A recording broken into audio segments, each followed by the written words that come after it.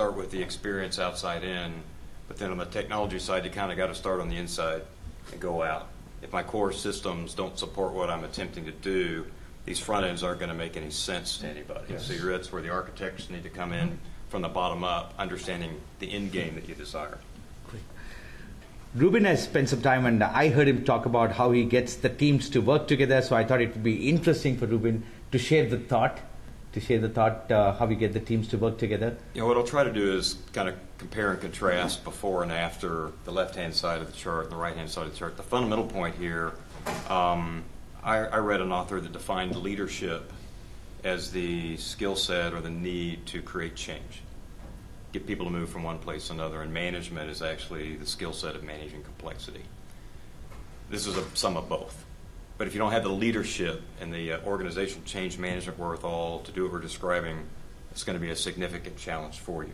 So if I compare and contrast where we were organizationally as a company and where we are transforming to, on the left, are any of you in silos?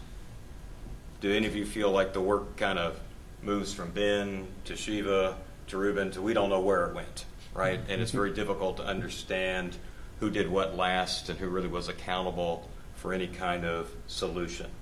So you get, on the left-hand side, you have an interesting sequence that is not an accelerator.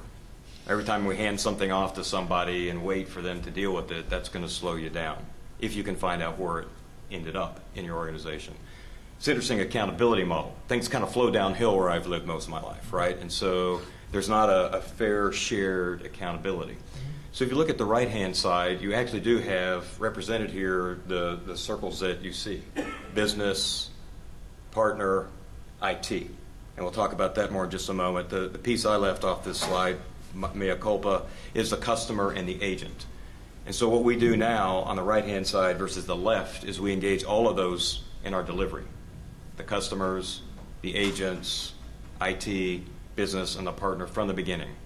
The objective, the experience, the process, the technology, end to end, we all participate. And where we are maturing and leveraging our independent agents is to involve them in our strategy and in our direction and get regular and often feedback in what they do. One of the things you might consider, how many of you can keep up with all the technology? We all said we couldn't. So have you ever thought about using your independent agents as innovation think tanks?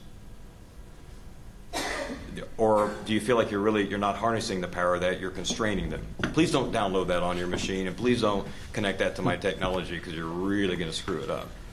But what if, on the other hand, we had some incubators that said, hey, I'd like 20 of you to go find everything you can out there to create a better experience between all of us.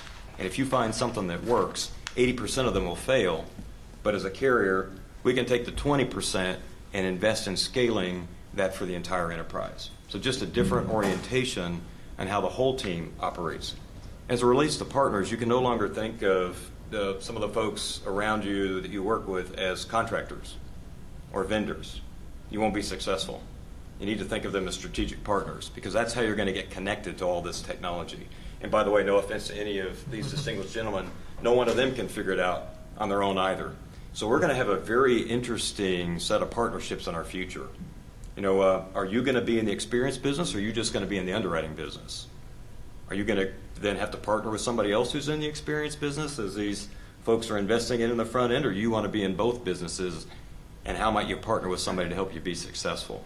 And so you've got to move to a completely different orientation on how you treat people. And the last thing I'd bring up is you really need to organize your work a little differently. So you need to understand how all these experiences are going to impact your entire corporation. And we were actually working to group our work from a corporate perspective, sequence it from a corporate perspective versus a silo.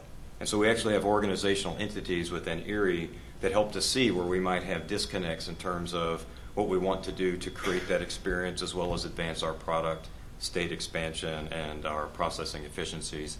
And so that's just another management dimension that's in your future that the team is going to have to work from a corporate perspective as well as their individual capabilities.